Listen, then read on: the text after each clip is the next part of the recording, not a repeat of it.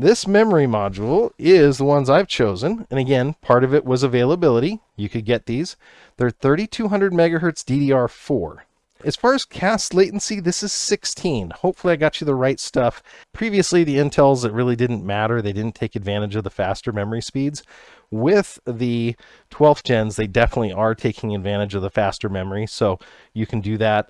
They go all the way up, I think it's like 4800 or more. It's pretty cool. This is the LPX Vengeance 3200. So in this case, I'm putting the memory in. One side is fixed and one side is not. The memory, the label is going to be the same on both chips here when I put it in, but the memory goes in one direction and then snaps down. So you have that open on this end right here. We're going to put it in.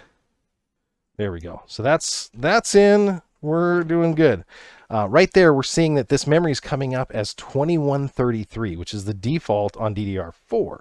So that's an interesting thing. We want to make sure we go in and change that. Otherwise, we'll be running at a lower memory clock speed.